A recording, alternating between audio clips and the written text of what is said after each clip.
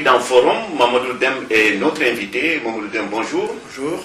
Merci d'avoir accepté notre invitation. Vous êtes sociologue des migrations. Vous êtes aussi le président de Kissel Sénégal, un parti politique. Tout à fait. Un chef de parti qu'on ne voit presque pas sur le terrain politique. C'est bizarre, non? Non. Chaque chef de parti a sa méthode d'animation, sa méthode de sensibilisation et sa méthode de popularisation de ses idées. Lorsqu'un parti politique se crée, il crée donc ses propres instruments de communication.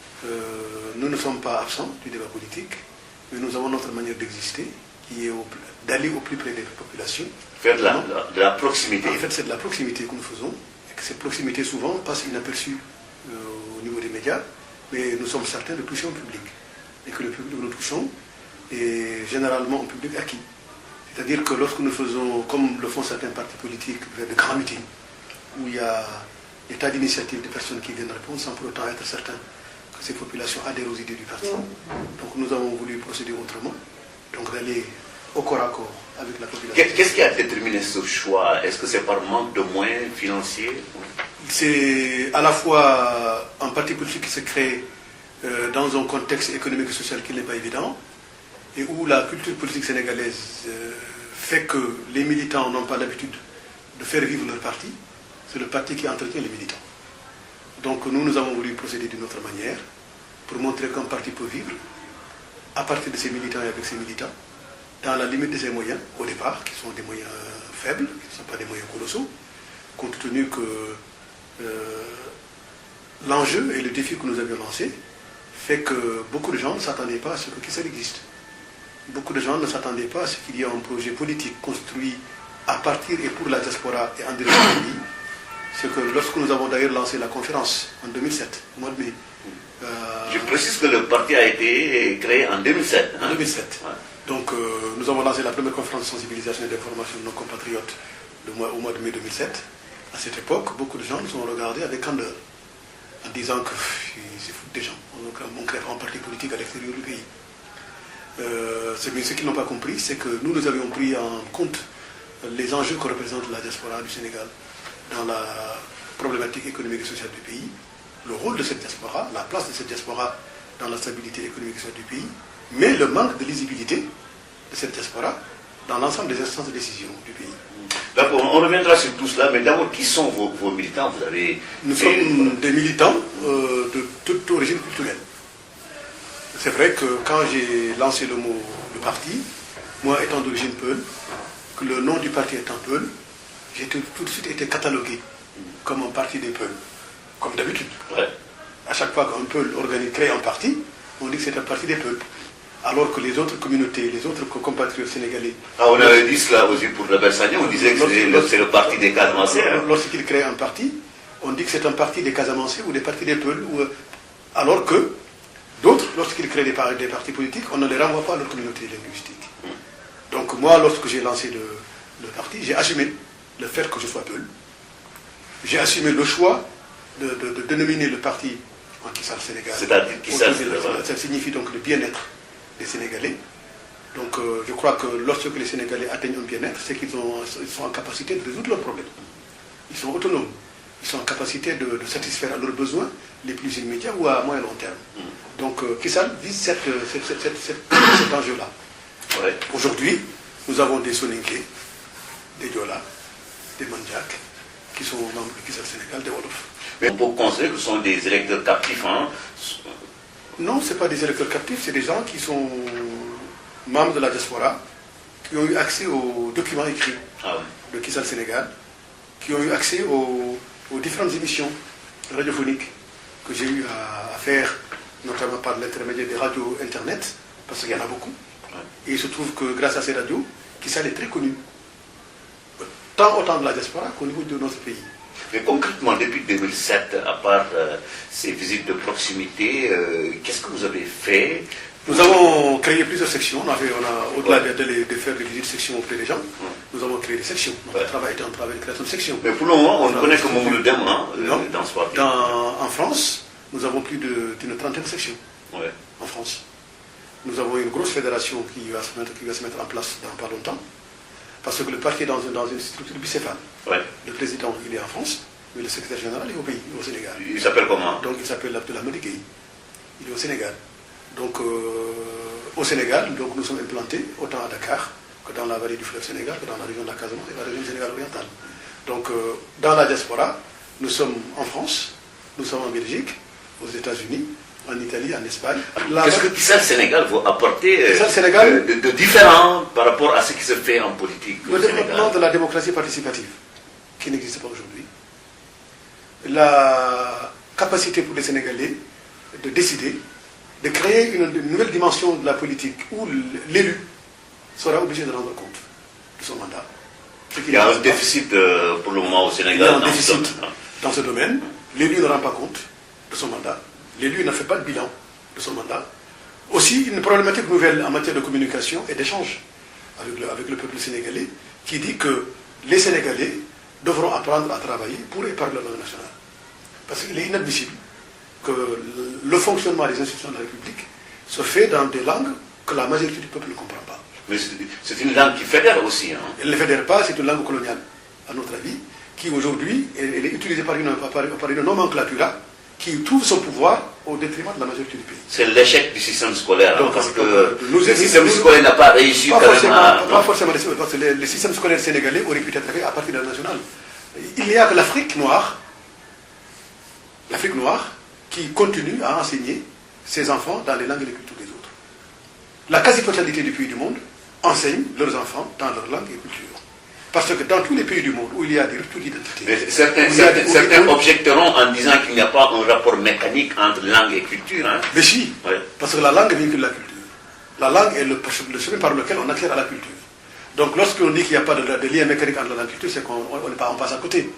Donc je crois que fondamentalement, pour que le Sénégalais devienne Sénégalais, s'ancre dans ses valeurs sénégalaises, plurielles, il faudrait que donc, à partir des enjeux que constitue la diversité culturelle, économique, et sociale et linguistique de notre pays, la diversité des territoires, la diversité des terroirs, la diversité humaine, qu'on soit en capacité de construire et de bâtir un projet politique. Pourquoi des efforts sont en train d'être faits pour l'introduction des langues nationales dans Moi, je constate qu'il y a un ministre de l'Éducation nationale qui, depuis qu'il est ministre de l'Éducation nationale et des langues nationales, n'a jamais porté un projet concernant les langues nationales. N'a jamais mis en place une problématique culturelle et institutionnelle en faveur de la valorisation et de la promotion des langues nationales. Aujourd'hui, ce sont des associations au Sénégal qui travaillent pour la valorisation et la promotion des langues nationales. C'est vrai qu'il y a un département d'alphabétisation qui vise à mettre en place un dispositif qui n'a pas forcément de moyens, mais qu'en fait, cette alphabétisation, il est destiné au monde paysan. C'est-à-dire qu'utiliser l'alphabétisation fonctionnelle, donc en rapport avec les sociétés d'État comme la SAIED, la SODEVA ou la SOMIVAC ou la SODEVITEX, pour que les paysans puissent accéder à un certain nombre de connaissances qui leur permettront de mieux accroître leur capacité de production agricole, dans l'objectif d'accroître la production agricole sénégalaise. Mais que l'objectif à long terme et à moyen terme d'utilisation des langues nationales dans le système éducatif sénégalais n'est pas aujourd'hui à l'ordre du jour, parce que tout simplement, ceux qui sont là n'y trouvent pas leur intérêt à mettre ça en place, parce qu'ils croient que en retournant vers les langues du peuple, vers les codes de communication du peuple, qu'ils se rabaisseraient, alors qu'ils auraient à grandir en parlant au peuple et en parlant avec le peuple. Donc on revient sur Kissa le Sénégal. Vous citez dans quel bord politique? Nous sommes dans le centre-gauche. Nous sommes dans l'opposition républicaine. Nous avons signé donc, les actes donc, des assises nationales. Nous avons signé la charte de bonne gouvernance. Parce que... Mais pourtant, Benno organise souvent des manifestations. Presque pas. Non, on n'a jamais été sollicité, on n'a jamais été invité. Vous n'avez jamais été invité. Les gens de Benno savent qu'on est là. Mais ils ne nous ont jamais invités dans leurs manifestations. Pourtant, vous pourriez aller vers eux aussi. Hein. Donc nous allons vers Benno. Seulement, quand j'ai rencontré Dansoko, pour l'informer en tant que responsable du PIT, à l'époque, pour l'informer de la création de Kissa, parce que je l'ai rencontré en France, je lui ai remis les documents organiques de Kissa Sénégal. Donc il m'a posé la question de Benno. Est-ce que nous allons adhérer à Benno? Je lui dis que nous sommes désireux d'adhérer à Benno, mais nous souhaiterions avoir le maximum d'informations pour savoir où nous mettons nos pieds. Nous n'avons pas reçu en contrepartie cette information. Donc nous attendions de Benno pour qu'il crée un cadre de concertation des partis d'opposition. Donc nous sommes désireux d'aller à Benno et nous irons à Benno, mais à condition que nous ayons les éléments d'information nécessaires à savoir où on met nos pieds. Voilà. Donc, mais nous avons rencontré un certain nombre de leaders politiques qui sont tous de Benno. C'est ceux que nous avons rencontrés. J'ai rencontré Batili quand il est venu ici en France. J'ai même assisté à son meeting à la Bourse du Travail. Ouais. Et on m'a donné donc la parole en tant que responsable de parti. J'ai eu à rencontrer Macky Sall 2 fois, où nous avons discuté des problématiques du pays et des problématiques des rapports entre nos 2 partis. Donc je ne suis pas inconnu. Je ne suis pas inconnu, parce que les fédérations, dans un certain nombre de partis en France, font tout pour essayer de trouver des rapprochements entre Kissa Sénégal et d'autres partis. C'est ce qu'a fait. Et quelle est votre position par rapport au débat sur la candidature unique ou plurielle au sein de Benno Sénégal? Je suis contre la candidature unique. Pour moi, elle est réductrice des capacités de victoire. Aujourd'hui, il y a un débat au Sénégal, même au sein de la majorité présidentielle, de dire que est-ce qu'il faut changer le système électoral, d'aller en seul tour à 2 tours. Je suis persuadé qu'une des raisons pour laquelle le gouvernement hésite d'aller en tour ou à 2 tours est liée à la capacité de choix des candidats de Benno Sigil sur la candidature plurielle ou unique. Je suis persuadé, et ça je suis prêt à parier là-dessus, que le jour où Benno Sigil aura décidé de manière définitive, par un congrès réunissant tous les partis, qu'ils vont vers un candidat unique et que ce candidat a été déterminé, Wade va modifier la Constitution pour instaurer un seul tour, de telle sorte qu'à ridiculiser Benno pour l'amener à se dédire par rapport à cette problématique de candidat. Donc, or, Benno ayant déjà choisi sa candidature, son candidat unique, ne pourrait pas se dédire aux yeux des Sénégalais. Et que là, Wade aura toutes les chances à remplir une 2e fois. Mais je suis sûr et certain, compte tenu de l'environnement international, de ce qui se passe actuellement dans le monde, avoir une candidature plurielle est une capacité d'intégrer Wade, d'avoir des pressions sur Wade. Vous faites de la météopolitique là. C'est pas de la météopolitique, c'est une réflexion très réfléchie et mûrie. Je suis sûr et certain que s'il y a une candidature plurielle, on aura beaucoup plus de choses à faire. Il y a aussi à juger sur des candidats potentiels. Les candidats potentiels aujourd'hui au sein de Benno, que sont Tanor Dieng, Macky Sall ou Moussa Fayas, qui pour le moment ne disent pas ce qu'ils ont dans le ventre. Et ce qui donc rend les choses beaucoup plus compliquées.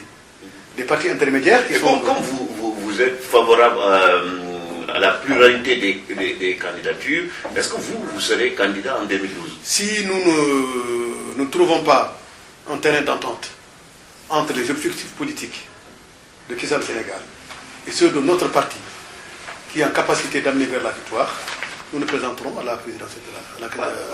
Bon, vous serez en mesure de trouver presque 200 millions de francs CFA. C'est pas compliqué. Ah bon? Pour nous, à Kissa, c'est pas un problème. Comment vous parviendrez à trouver cette somme? À travers nos militants, parce que tout simplement, comme je vous ai dit tout à l'heure, la démarche de Kissa, c'était de construire un parti sur la base de militants solides, sûrs, et qui adhèrent au projet et non pas qui viennent pour des raisons alimentaires. Aujourd'hui, nous sommes en capacité de le prouver et de le dire. Aujourd'hui, à partir de la seule France, nous sommes 4852 militants de Kissa Sénégal en France. C'est trop insuffisant parce que vous risquez d'être un parti ramasse-miettes parce qu'on ne vous connaît pas. Laissez-moi terminer. Sur mes 4852 membres de France, 3000 d'entre eux sont prêts à cotiser chacun 70 €, ça fera 210 000 €, qui permettra donc de financer donc la caution. Ça c'est sûr et certain. Donc j'ai cette certitude-là. Une fois que nous allons vers la campagne présidentielle, je me retournerai vers mes militants des États-Unis, de l'Allemagne, de la Belgique et de l'Italie, et ceux qui sont en Thaïlande et en Chine, donc d'assurer l'autre partie qui couvrirait donc la problématique. Il n'y a pas un parti inconnu ou un parti méconnu. Il y a la manière de faire de la politique. Ouais. Il y a la manière de communiquer avec le peuple sénégalais. Ouais. Il y a la façon d'aller en direction des gens. Il y a la manière de les respecter, de les convaincre sur le discours politique et le projet pour lequel on construit pour la nation. On peut être connu et aller donc aux élections et être oublié dans la farine. On peut être méconnu, mais parce que les grands médias ne se sont pas intéressés à nous, parce que peut-être nous ne sommes pas porteurs de moyens suffisants, parce qu'on sait comment ça se passe. Comment ça se passe dans une problématique politique. Comment ça donc se passe? Communication, il faut beaucoup de moyens financiers. Les moyens financiers que nous avons, que nous allons avoir, au lieu d'aller vers de financer des agences publicitaires, nous préférons les mettre dans le financement de projets de développement local en direction de nos villages et de nos communautés, de nos quartiers. Alors, les projets dans les villages et les quartiers dans nos villes. Nous croyons qu'en aidant les différents villages dans des besoins prioritaires qui les préoccupent, c'est le moyen le plus adéquat et le plus pertinent comme processus de communication avec notre peuple. Lorsque nous arrivons en tant que parti politique qui n'a pas encore accès au pouvoir, mais qui déjà par ses propres moyens arrive à trouver des solutions aux problèmes quotidiens auxquels sont confrontés nos compatriotes sénégalais, il n'y a pas meilleure manière de communiquer avec notre peuple. Alors, doit-il être candidat en 2012? Non. Ah bon? Non, eu égard à deux raisons. La constitution sénégalaise, telle qu'il l'avait même reconnue lui-même, l'empêche de se représenter. Il dit le contraire. Hein. Mais il a dit qu'il ne pouvait pas se représenter. Mais ce Wade, il dit et redit. Mais je suis persuadé qu'il ne doit pas se représenter. Deuxièmement, c'est vrai qu'aucune loi du Sénégal n'empêche Wade, malgré son âge, de se représenter. On n'a pas de loi au Sénégal qui font la limite d'âge en matière d'accès à la politique, ni en matière d'éligibilité. Mais je crois qu'aujourd'hui, compte tenu de sa situation personnelle, le président de la République devrait d'abord rechercher l'intérêt national du Sénégal et non pas son organisation. Sa situation personnelle, c'est-à-dire compte tenu de sa capacité en tant que personne aujourd'hui assez âgée, qui n'a plus les forces qu'il avait auparavant, qui n'est pas en capacité d'être réactif par rapport à cette problématique d'urgence, compte tenu aussi de son état de santé, qui est une autorité publique. Tout le monde sait, je crois que pour rendre service à la nation, le président de la République devrait donc rechercher, voir l'intérêt supérieur de la nation et non pas son orgueil personnel. Alors, le Sénégal a rompu ses relations diplomatiques avec l'Iran, mais a ménagé la Gambie qui soutient la rébellion. Ça, c'est une certitude. Est-ce une bonne méthode? J'aurais exprimé des relations diplomatiques autant avec la Gambie que l'Iran. Tous les pays qui sont autour de la Casamance, qui soutiennent la rébellion, le gouvernement du Sénégal devrait avoir le courage nécessaire pour dissuader ces populations, ces gouvernements-là, d'encourager la rébellion à faire ce qu'elle fait. La Gambie, c'est une autorité publique, soutient donc la rébellion. La Guinée-Bissau, c'est une autorité publique, elle soutient la rébellion, parce qu'il y a entre la rébellion en Casamance et ceux en Gambie et en Guinée-Bissau une problématique d'un État mandé. Que beaucoup voudraient mettre en place. Donc dans un processus d'adhésion à une zone forestière qui continue tout le processus jusqu'au Libéria en Sierra Leone. Donc la reconstitution de cet État mandé, qui couvrirait une grosse partie de la Guinée-Bissau, de la Gambie, une bonne partie de la zone forestière de la Guinée-Conakry et allant jusqu'en Sierra Leone et en Libéria, voilà le rêve d'un certain nombre de mouvements qui aujourd'hui gravitent dans cette zone. Mais ça va déstabiliser tout le monde. Parce que si cet État se crée, il n'en restera pas là, parce que d'autres régions du monde qui ont les mêmes communautés de vie, les mêmes communautés culturelles, les mêmes appartenances communautaires, voudront faire comme cela. Cela signifie la dislocation de nos États et de nos pays qui sont déjà des États balkanisés, qui sont construits artificiellement. Donc le gouvernement du Sénégal, en tout cas à mon sens, devrait avoir le courage de rompre ses relations diplomatiques avec la Gambie. Moi, en tout cas, c'est ce que j'aurais fait. On serait comme des passoires, hein? Ça dépend. Ça dépend, parce que la Gambie, un pays enclavé, n'a pas forcément les moyens qu'il doit se donner. Mais le Sénégal est un pays qui est beaucoup plus trop soucieux de son image internationale, de son aura internationale. D'ailleurs, l'une des problématiques politiques au pays, c'est ça. Donc nos dirigeants ont tendance à beaucoup plus valoriser la visibilité extérieure que la capacité à résoudre les problèmes internes du pays. Et le problème de la Gambie est année 1. Rompre des relations diplomatiques avec la Gambie alors que les deux peuples sont très proches culturellement, ça pose problème, Mamadou Derna. Moi, donc, pourquoi ça poserait problème? Pourquoi ce qui est possible de le faire avec l'Iran n'est-il pas faisable? Parce que la Gambie, il ne faudrait pas voir la Gambie en tant que peuple. Le peuple gambien, dans sa majorité, ne cherche pas un conflit avec le Sénégal. Mais les dirigeants gambiens, dans leur majorité, ne sont pas des amis du Sénégal. Les dirigeants gambiens ne sont pas des amis du gouvernement sénégalais, mais pour sanctionner ces dirigeants, il ne faut pas aussi condamner tout un peuple. Il y a une fois, on m'a posé une question qui allait dans ce sens, qui touchait la problématique israélo-palestinienne. Quand on m'a dit que les bombardements palestiniens sur Israël touchaient un peuple innocent, j'ai refusé cette notion d'innocence.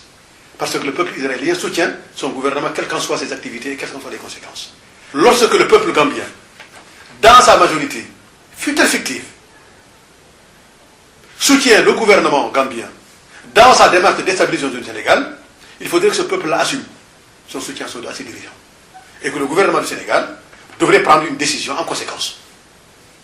De telle sorte que le peuple gambien soit en capacité de réfléchir avant d'accorder quelconque soutien à ses dirigeants qui ne sont pas là forcément pour les objectifs et les intérêts du peuple gambien. Est-ce que très sérieusement, Mamadou Dem, rompre des relations diplomatiques pour amener le Sénégal à vaincre la rébellion en Casamance, vous pensez? Non. Non. Mais vis-à-vis de la Gambie, rompre les relations diplomatiques ne suffit pas. Il faudrait d'autres moyens de coercition. Compte tenu de la dépendance de la Gambie. Par exemple? Écoute, on blocus économique. Parce que la Gambie étant un pays enclavé, l'ensemble de ses moyens ressources passent par le Sénégal. Donc il faudrait donc trouver une solution par rapport à cela.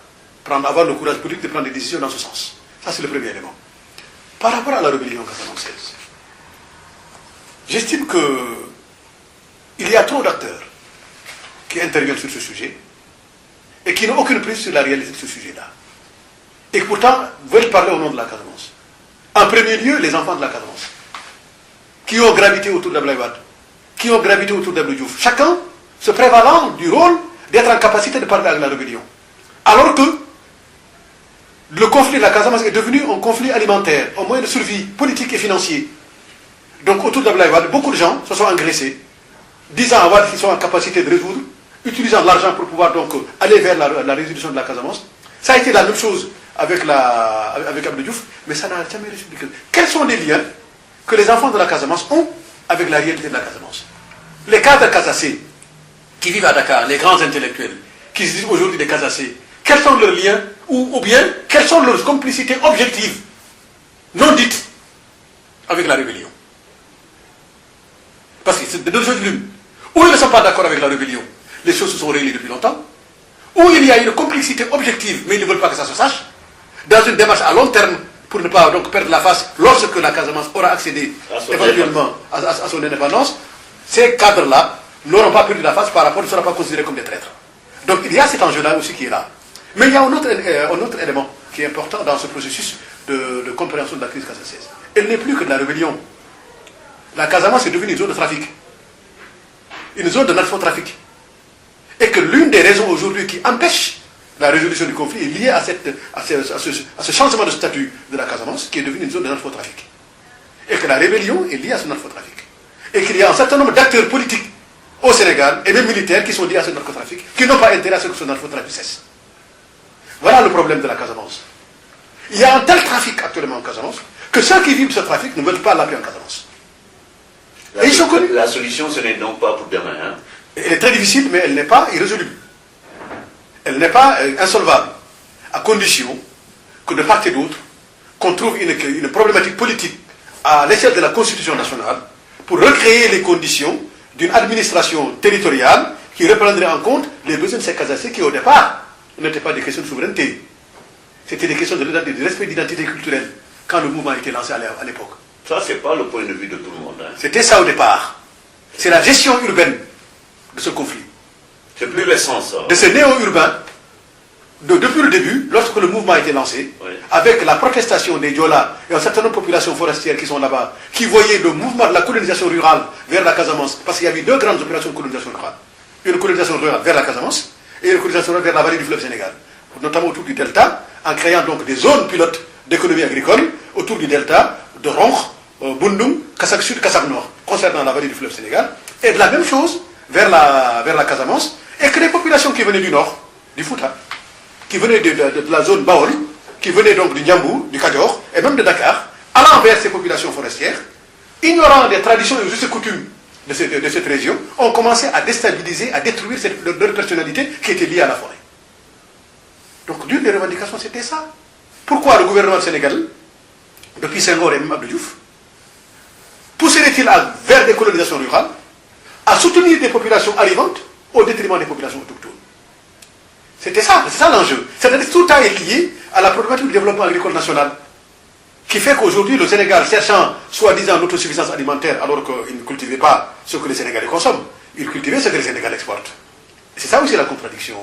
Donc à partir de ce moment-là, il y a eu ces premières révoltes. Mais ce qui s'est passé, c'est qu'à Dakar, les urbains qui sont à Dakar, dont la seule représentation du Sénégal se limite à Dakar, ont interprété le conflit de la Casamance d'une telle manière que l'idée de l'indépendance est survenue.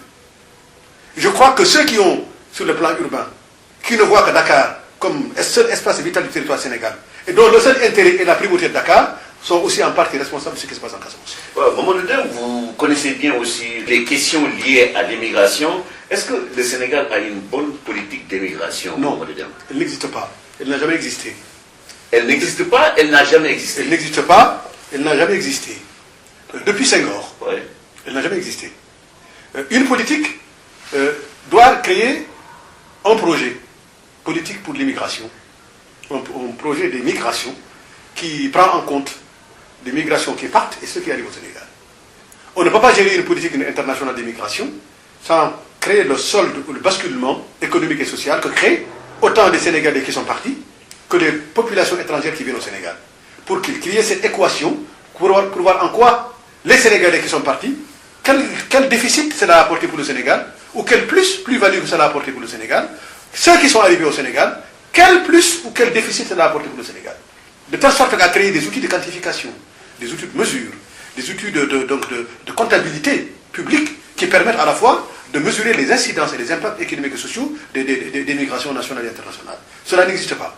En plus, les impacts des migrations au niveau du pays, dans les rapports de nos régions, les unes par rapport aux autres. Lorsqu'on voit les régions de grande immigration, que sont le Fouta, la région du Sénégal oriental ou la Casamance, maintenant le Baol ou le Diambour, etc., les mouvements de population interne au Sénégal, qui viennent des régions allant vers ces pays, ces zones d'immigration, parce que les migrants qui sont originaires de ces régions, les apports financiers qu'ils apportent sur la problématique vers ces régions, créent une richesse nouvelle que d'autres populations vont vers ces régions pour chercher cet argent-là. Vous allez au Fouta, vous trouverez une migration importante venant des autres régions du Sénégal. Vous allez en Casamance et c'est pareil. Vous allez au Diambour aujourd'hui, avec la problématique économique nouvelle qui se crée, avec la création d'entreprises portées par des Modou-Modou, créer donc une dynamique d'immigration vers ces zones qu'on ne connaissait pas. Mais il n'y a au Sénégal aujourd'hui aucune mesure de quantification, aucune outil de validation ou d'analyse qui permette effectivement de prendre ça en compte et de créer une dynamique de richesse que porte l'immigration internationale. Ça, c'est le premier élément. On a créé des ministères, des institutions, depuis le ministère depuis Famé Fall Diop en 1984. À aucun moment, le ministère des Sénégalais de l'extérieur n'a eu un budget. Le ministère des Sénégalais n'a jamais eu de budget. Sauf maintenant. De tout temps, il a dépendu de la présidence de la République ou de la primature. Je le sais en connaissance de cause parce que j'ai travaillé avec chacun des ministres.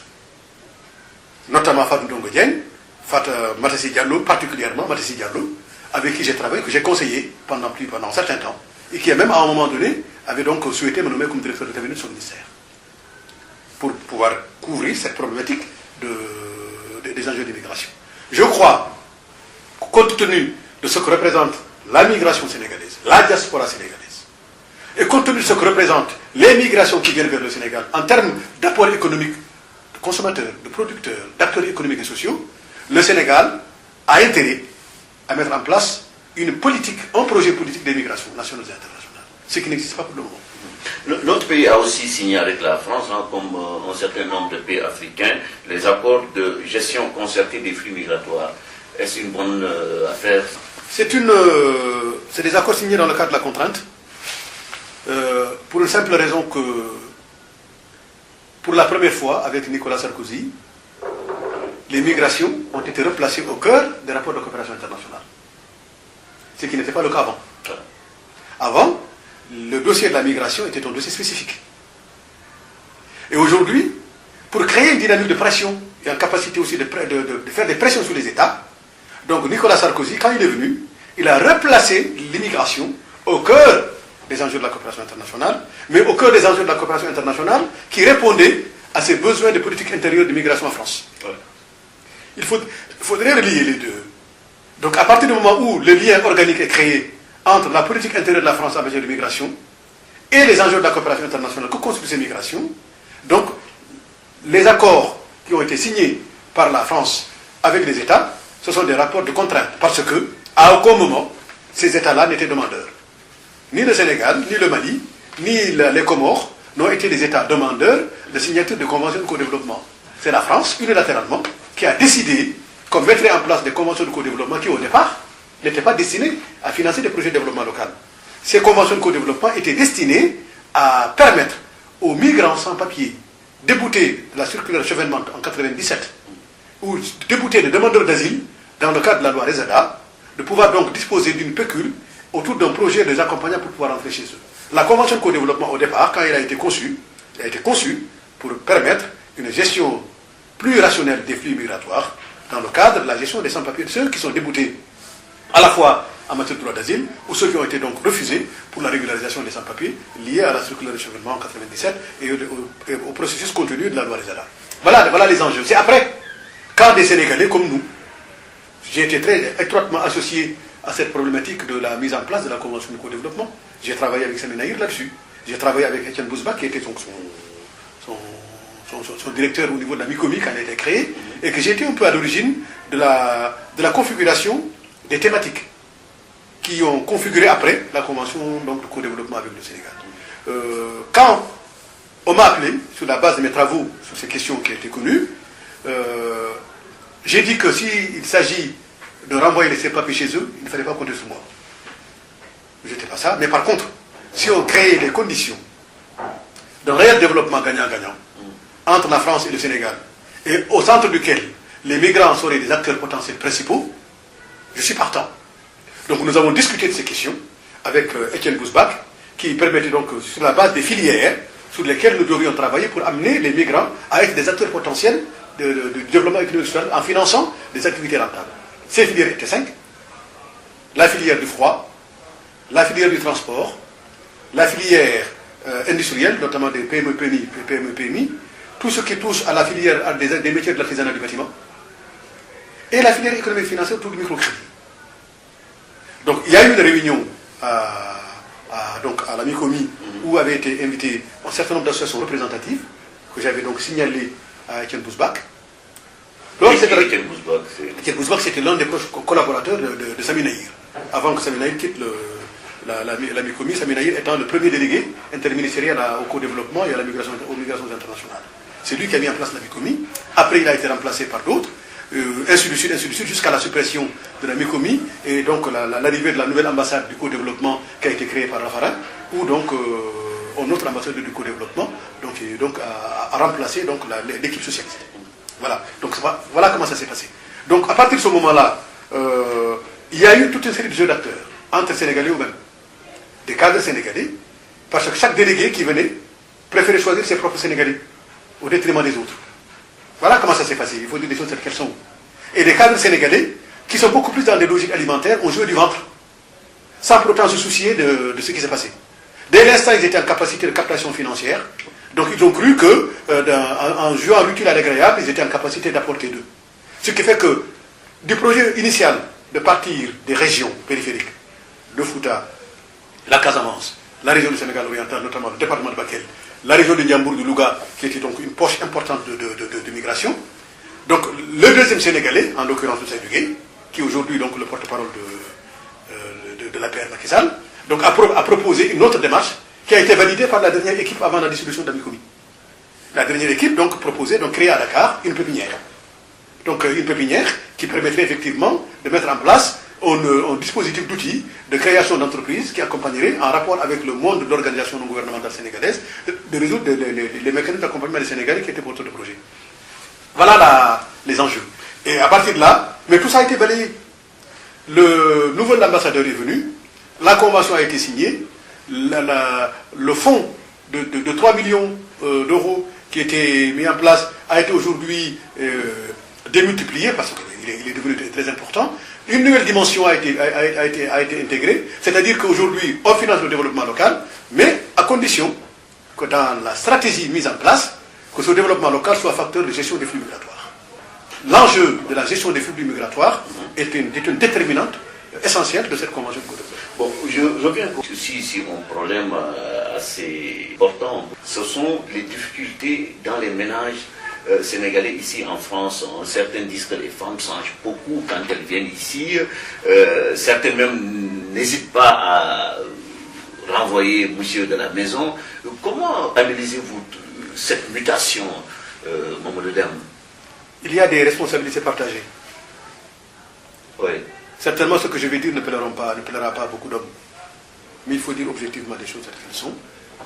Dans le cadre de mes activités professionnelles, je suis confronté à ces sujets-là. J'ai à gérer donc, ces situations familiales et souvent j'ai été amené à prendre des décisions importantes en prenant en compte les intérêts de l'enfant. Si, au bout du compte, on arrive dans l'incapacité ou dans l'impossibilité de créer donc, une entente au sein de la famille. La France, il faudrait commencer par là, a un impact particulièrement important sur la représentation sociale et culturelle des Sénégalais.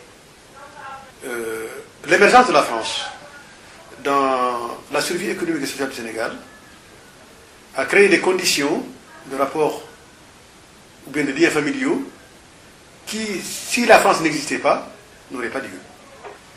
Beaucoup de mariages se sont faits parce que c'est la France.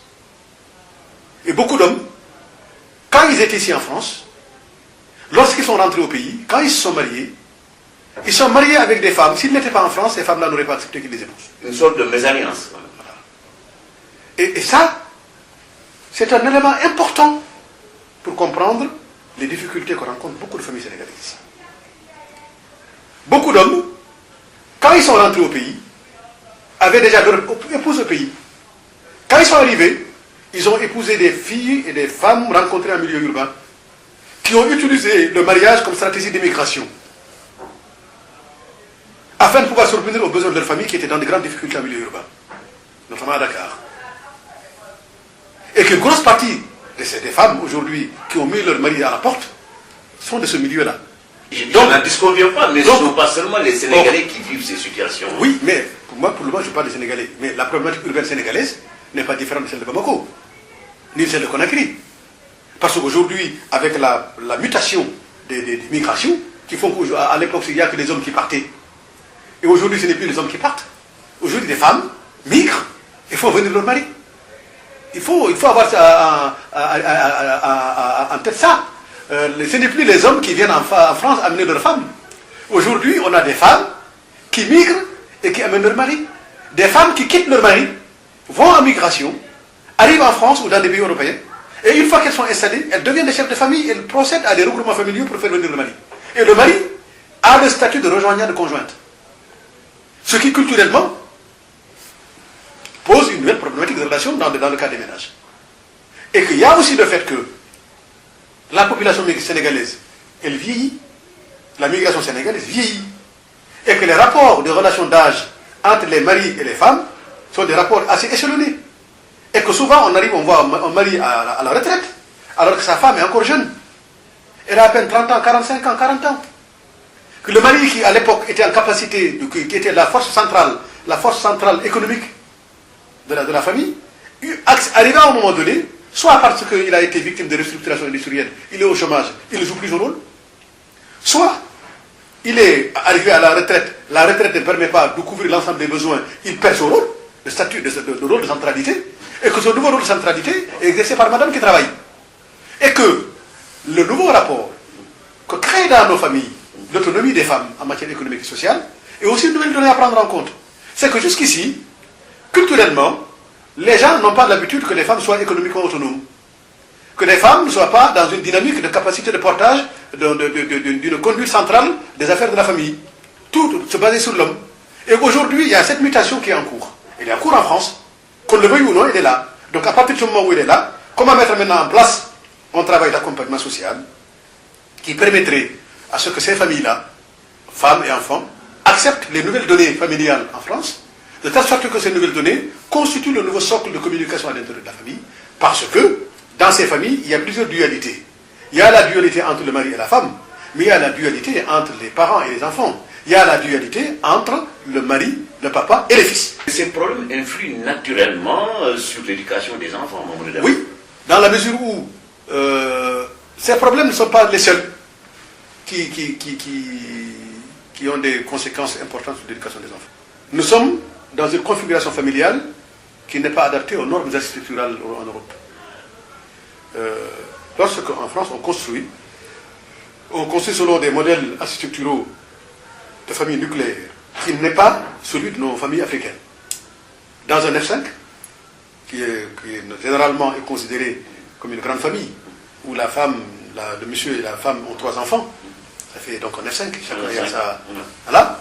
Nous retrouvons dans ces F5 plus de 10 personnes, 15 personnes, 12 personnes, ce qui donc élit l'ensemble des espaces vitaux de liberté, ou de communication, ou d'existence, d'évolution sociale à l'intérieur des appartements. Donc la taille des familles est un frein important à la capacité de maîtriser donc, une démographie dans l'espace logement, et que généralement, la dimension géoculturelle du logement n'est pas prise en compte dans les normes architecturales. Donc les populations étrangères qui arrivent, confrontées à cette problématique de taille non adaptée au logement, puis l'absence d'espace suffisant fait qu'une frange importante de la famille évolue dehors. Et quand elle évolue dehors, elle ne parle pas aux parents, elle ne parle pas aux mamans, elle parle à d'autres. Ce qui fait que les parents et les enfants vivent parallèlement les uns et les autres. Et que les parents et les enfants, nous on n'a pas l'habitude de regarder ce qui se passe dehors. Parce que le dehors que nous connaissions chez nous n'est pas dangereux. Et c'est là, il y a tout un travail à faire en matière d'accompagnement social, sur la notion du dehors, sur la notion de la rue, sur l'espace vital sociétal ou l'espace de quartier, que nous connaissons chez nous, qui n'est pas dangereux, mais qui est dangereux ici. Et même d'ailleurs qui est devenu dangereux chez nous. Parce que le monde est devenu un village. Et que les influences d'où nous vivons et par rapport d'où nous venons sont devenues interconnectées les uns par rapport aux autres. Aujourd'hui, on ne peut pas donc faire abstraction de ces différentes réalités. J'ai rencontré quelques hommes qui me disent, écoutez, si on a des problèmes de menaces, c'est à cause des assistantes sociales. C'est en partie vrai, c'est en partie vrai, c'est en partie faux. Parce que les assistantes sociales, quand elles gèrent le couple sénégalais, ou le couple africain, ou le couple migrant, ils ne prennent pas en compte la notion culturelle dans laquelle évolue ce couple. Les assistantes sociales ne connaissent pas les réalités culturelles africaines. Elles gèrent le couple en fonction des exigences françaises et en fonction du droit français de la famille. Et que ce droit français de la famille n'est pas forcément le nôtre. Il y a cet aspect-là.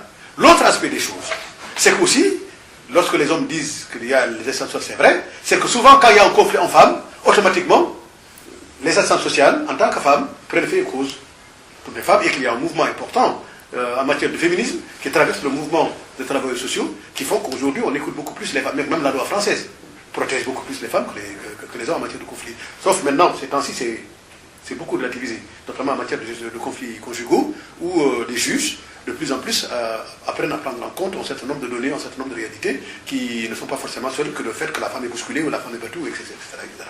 Ils prennent en compte aussi la dimension du mensonge dans la gestion du conflit. On a parlé, n'est-ce pas, des femmes. Maintenant, quelle est la responsabilité des hommes dans cette affaire? Les hommes, c'est pour cela que je dis que ce que je dirais ne plaît pas. Les hommes sont en partie responsables de ce qui est arrivé. Beaucoup d'hommes n'assument pas de responsabilité. De père, de mari, de responsable de chef de famille. Lorsqu'un père n'assume pas ses responsabilités de père de famille, il crée les conditions de conflit. Et qu'il y a beaucoup d'hommes, sénégalais, en France, qui n'assument pas cette responsabilité-là. Nous voyons des dossiers passer sous nos yeux. Quel genre de responsabilité, par exemple? Soyez plus explicite. On a beaucoup de pères de famille qui sont dans les jeux. Ou bien dans des pratiques qui font que lorsque les revenus familiaux ne sont pas destinés à la famille, vont ailleurs. Ou bien, un père de famille qui est là, d'ailleurs c'est toute la problématique de l'immigration, d'ailleurs l'une des grosses difficultés, c'est qu'on est là, mais aussi on veut prendre en compte ceux qui sont au pays.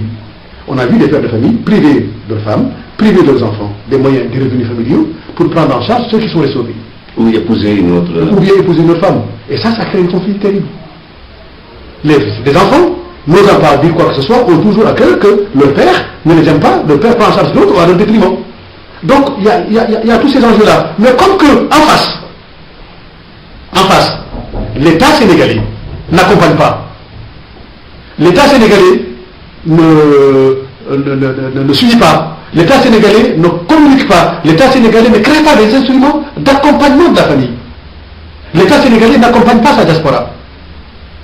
Et que rien n'existe, que ce soit au niveau de l'ambassade ou du consulat, qui montre des outils d'accompagnement de la famille sénégalaise dans ce processus-là, à la fois de formation, d'information, de sensibilisation, ou même d'anticipation et de prévention des conflits. Ça n'existe pas. Et ça n'a jamais existé.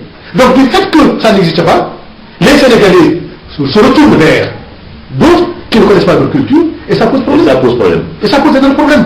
C'est la fin de cette émission. Merci Mamadou Dème, merci à vous qui nous suivez. Prochain rendez-vous dimanche.